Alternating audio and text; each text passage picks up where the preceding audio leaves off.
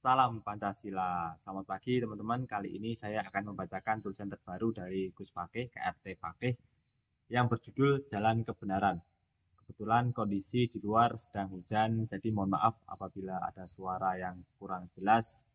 Namun semoga hujan ini dapat menyirami hati yang gersang, gersang akan kebenaran, akan keadilan, akan keindahan. Nah, sebelumnya saya akan memulai dengan pantun. Hidup bersama indah penuh makna. Jika kebenaran tak ditutup erat. Habib kapan berani tes DNA? Jangan bodohi rakyat dengan klaim zuriat. Tulisan dari Gus Fakih adalah jalan kebenaran adalah jalan sunyi dan keterasingan. Karena surga itu luas dan neraka itu berdesakan. Matematika adalah bahasa di mana Tuhan telah menulis alam semesta. Ungkapan dari Galileo Galilei. Sejarah para revolusioner. Galileo Galilei adalah seorang ilmuwan besar.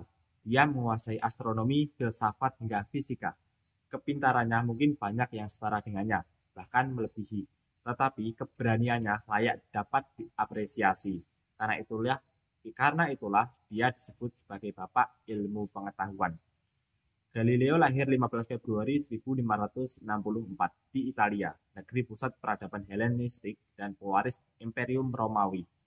Juga tentu saja pusat awal Kristiani, di mana tanpa bantuan Romawi sulit dibayangkan agama Kristen meluas pengaruhnya sedemikian rupa. Sementara, gereja timur sudah runtuh di Konstantinopel dan pengaruhnya meredup. Pengaruh gereja barat di Vatikan Roma masih sangat terasa. Di masa itu, Roma masih menjadi pusat peradaban yang signifikan.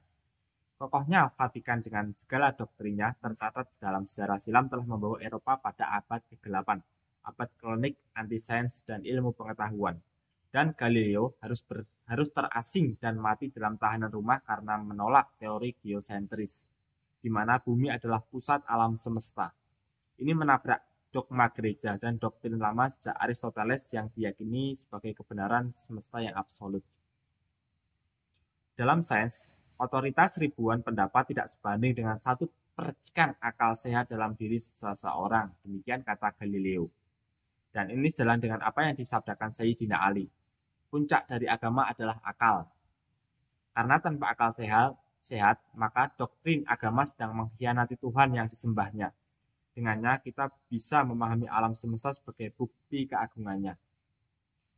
Pejuang kebenaran harus siap menabrak pakem, melawan ribuan dogma dan doktrin yang tidak sesuai dengan perkembangan zaman. Kebenaran terkadang memang menyakitkan. Dibutuhkan keteguhan dan keberpihakan dalam membangun peradaban dan menumbangkan kejahiliaan.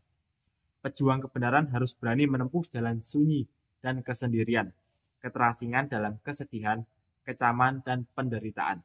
Tapi sesungguhnya dia bahagia dan mulia di hadapan Tuhannya. Semua pembaharu pasti mengalaminya. Tidak saja Galileo, juga Einstein, Buddha, Isa, bahkan Nabi Muhammad pasti mengalami fase tersebut. Sejarah akan selalu berulang, setiap masa ada orangnya dan setiap orang ada masanya. Revolusi spiritual di Nusantara. Nusantara dibangun dari puzzle peradaban dari masa ke masa, dan tanpa pembaharu tidak ada peradaban baru. Kesadaran sosial membangun realitas sosial, bukan sebaliknya. Demikian kata Karl Marx. Walaupun penulis lebih sepakat kepada Berger dan Luckmann bahwa ada hubungan timbal balik antara realitas sosial dan kesadaran sosial. Yang keduanya melahirkan konstruksi sosial. Dalam konteks perjuangan anti rasisme di Nusantara dan pelurusan nasab Nabi Shallallahu Alaihi Wasallam tanpa perlakuan rasis dari klan Ba'alawi, tanpa cerita halusinasi yang sembrono dan tanpa pembelokan sejarah Nusantara yang masif, maka sulit reaksi perlawanannya secepat dan sedrastis sekarang. Andai mereka yang mengaku cucu Nabi dan tetap memegang nilai serta akhlak Nabi, tanpa mereka superior dan arogan, semuanya akan baik-baik saja. Umat Islam di Nusantara diajarkan cinta kepada keluarga Nabi dan keturunannya, serta diajarkan akhlakul karimah, pasti masih husnuzon atau berbaik sangka.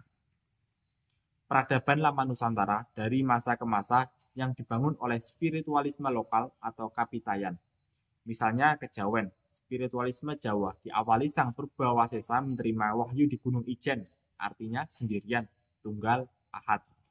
Mendapatkan pengajaran tentang nilai-nilai ketuhanan kepada Sang Hyang Tunggal.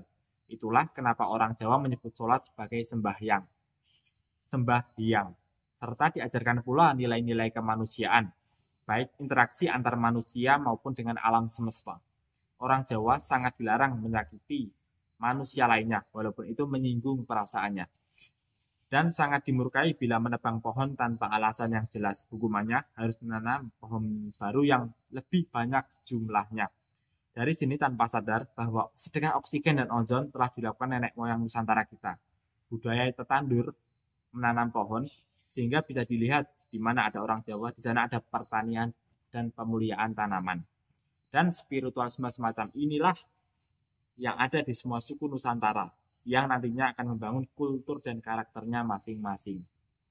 Hingga kemudian datanglah apa yang dimaksud dengan agama impor, spiritualisme manca yang masuk dan bersimbiosis dengan spirit lokal. Hasilnya adalah kebijaksanaan lokal, local wisdom, local knowledge, dan local genius. Semuanya berlangsung dengan damai dan sinergi. Contohnya sinkretisme siwa Buddha di Nusantara. Ketika di negeri asal India, konflik justru mengakibatkan runtuhnya agama Buddha, termasuk hancurnya dinasti Asoka, sehingga Buddha berdiaspora ke Tibet, Nepal, Cina, Jepang, bahkan Asia Tenggara. Studi kasus ketika suku Tengger Pegunungan Bromo di awal keterbukaan ditanya agamanya, mereka menjawab agama Buddha. Padahal ritualnya banyak yang ala Hindu. Sinkretisme lama di Nusantara menjadi agama Budi. Bagaimana manusia sejati harus memiliki budi pekerti yang luhur. Ini sejalan dengan, jika ingin mengetahui kedalaman agama seseorang, jangan dilihat dari banyak dia sholat dan puasa, tapi lihatlah cara dia memperlakukan orang lain. Imam Ja'far Shadiq Al-Husaini.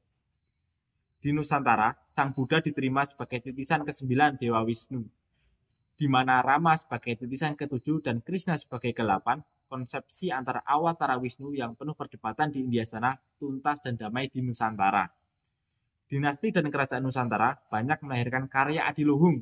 Disitulah sebenarnya nilai-nilai spiritual mengejawantahkan dirinya dalam jalan yang benar. Bagaimana navigasi Nusantara yang jejaknya telah berumur 60.000 tahun, juga batik, ilmu metalurgi, bahkan bangunan megah piramida tertua Gunung Padang, telah ada jauh sebelum Hindu dan Buddha masuk ke Nusantara.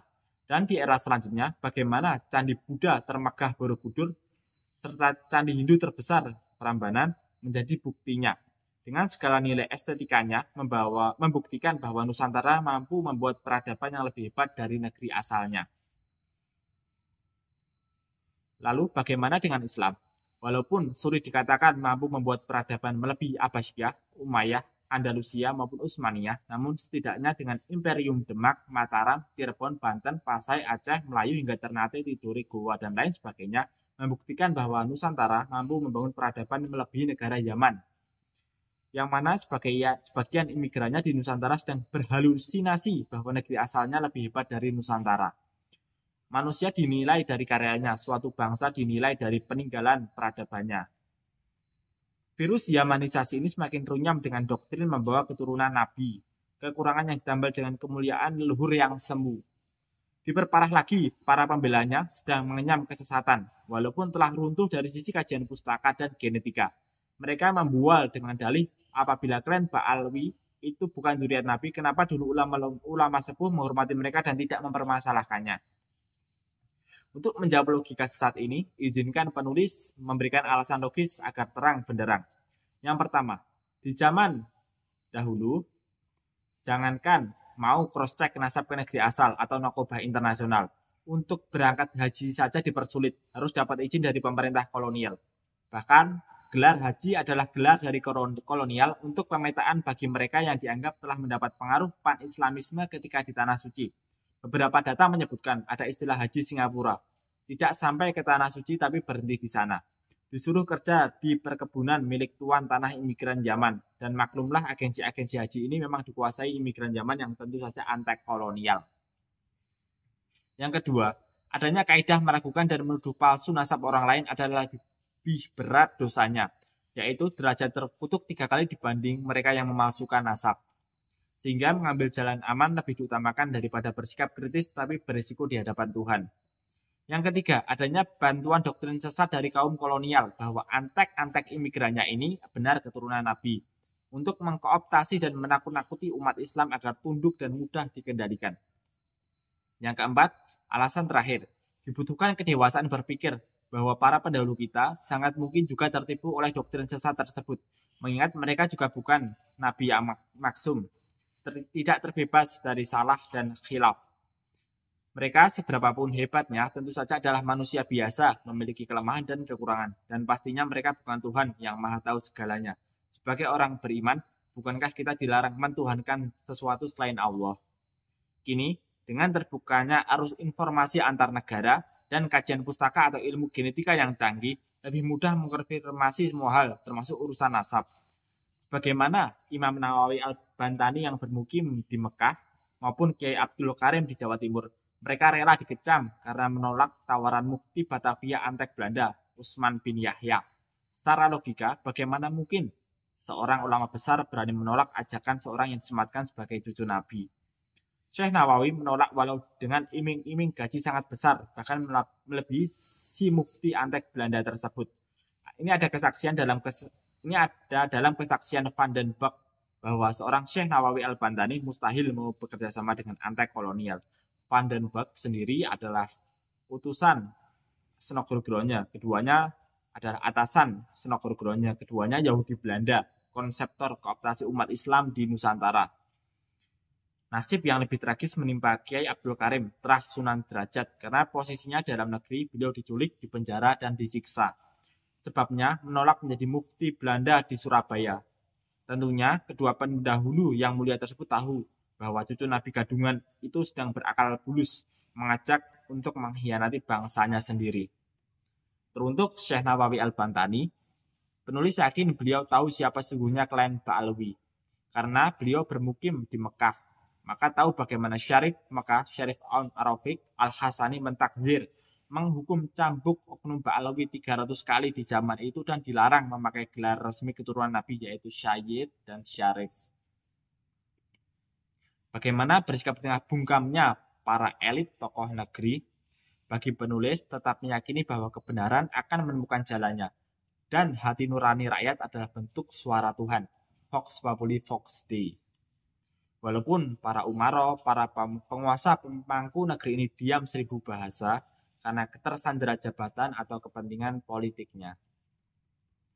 Walaupun tokoh ulama, para pemimpin agama, terutama dari ormas-ormas besar, seolah abai dan acuh karena mental terjajahnya, mereka memilih mencari posisi aman daripada berpolemik dan takut kehilangan wibawanya. Ketahuilah, Anda sekalian sedang menuju pertanggungjawaban yang pelik di hadapan Tuhan nantinya. Umat sedang disesatkan, malah mendiamkannya. Bahkan ada yang malah mendukung kaum penyesat tersebut. Anda sesungguhnya sedang meneliti jalan kehinaan di hadapan Allah dan Nabi-Nya. Sadarlah dan bertindaklah karena sejarah sedang menilai Anda semuanya. Sulitkah untuk menggelar kajian ilmiah dan sedemikian takutkah untuk berani jujur demi kebenaran? Pemberani hanya mati sekali, namun penakut akan mati berkali-kali. Demikian ujar Abraham Lincoln, bapak kesetaraan dan anti perbudakan. Antara genetika Ba'alwi, keturunan Nabi yang asli, dan genetika Nusantara. Apalagi dengan kemajuan iptek, maka pemetaan genetika manusia demikian mudah dianalisis. Bila Nabi Nuh adalah berkode haplogrup Y DNA GHIJK, haplogrup induk sebelum pecah, Nuh punya 3 anak, Ham, Sam, dan Jafet. Lalu keturunan mereka menyebar ke seluruh dunia melalui kromosom Y-DNA yang diturunkan dari garis laki-laki. Maka dapat ditelusuri dan dihitung mutasi gennya serta lini masanya. Haplogrup GHIJK pecah menjadi G keturunan Yafet, H keturunan Ham, dan IJK keturunan Sam yang melahirkan Ibrahim, kaum Yahudi asli dan suku Quraisy, termasuk haplogrup O, kaum pria Nusantara. Maka Ba'alwi yang berhaplogrup G adalah keturunan Yafet dari jalur Ashkenazi. Sementara Ibrahim dan keturunannya, baik dari Ishak maupun Ismail, melahirkan suku Quraisy, Nabi Muhammad, Sayyidina Ali, Sayyidina Hasan, dan Sayyidina Husain. Adalah haplogrup J, pecahan dari IJK. Lalu pria Nusantara adalah haplogrup O, merupakan keturunan dari K sebagai pecahan IJK. Dari ilmu genetika, antara tiga bangsa ini, Pak Alwi, Abrahamik, dan pria Nusantara, ketemu di sekitar 1108 generasi ke atas pada kakek yang sama, atau disinyalir Nabi Nuh itu sendiri. Metodologinya jelas, dan memang tugas ilmu pengetahuan adalah memastikan semua fenomena bisa pasti dan terukur. Dan pengukuran itu sendiri dengan memakai metode matematika, sebagaimana Galileo berkata, matematika adalah bahasa di mana Tuhan telah menulis alam semesta. Sebuah pesan yang gaib sekalipun harus bisa terkonfirmasi kebenarannya dengan pengukuran yang jelas. Bila tidak, maka hal tersebut hanyalah informasi untuk pribadi yang tidak layak menjadi kepastian kebenaran.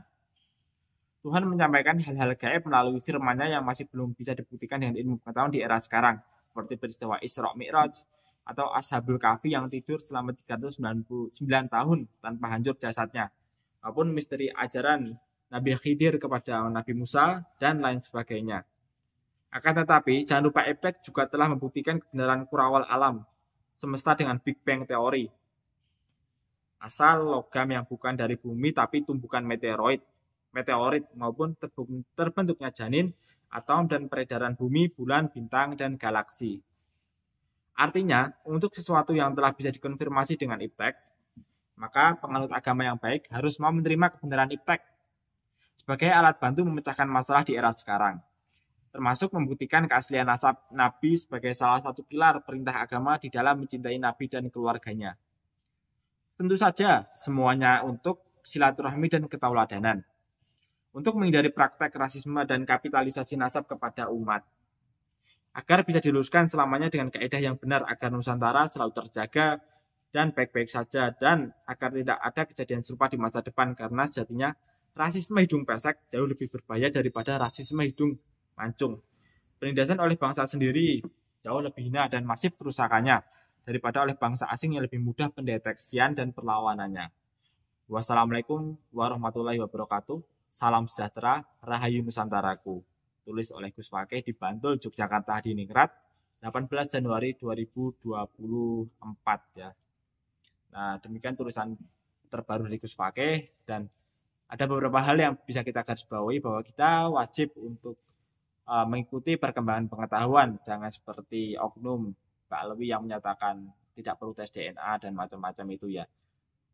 Bagaimana tulisan Gus Fakih sebelumnya, kalian atau kita sebagai manusia itu jangan menjadi manusia abad 12 di era abad 21 ini.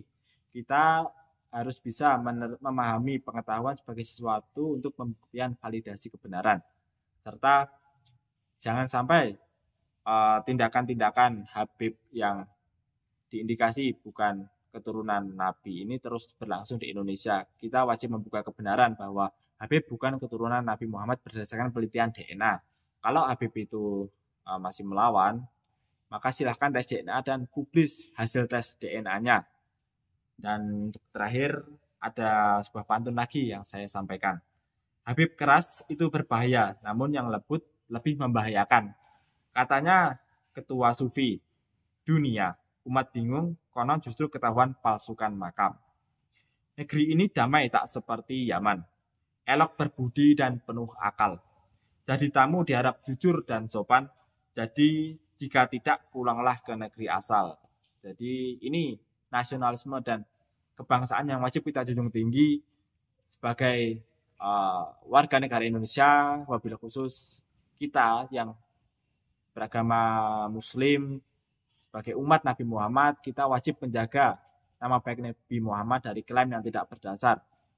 Tidak mungkin umat Nabi Muhammad melakukan tindakan-tindakan yang telah terbuka di publik beberapa waktu akhir-akhir ini, seperti pemalsuan makam, pemalsuan sejarah, pemalsuan nasab, dan lain-lain sebagainya yang bisa dicari sendiri datanya oleh saudara-saudara netizen di berbagai macam platform media sosial online ya. Jadi demikian dari saya, kurang lebihnya mohon maaf. Kebenaran wajib diperjuangkan apapun resikonya, dan yakinlah kebenaran pasti akan menang. Salam Pancasila. Merdeka, merdeka, merdeka.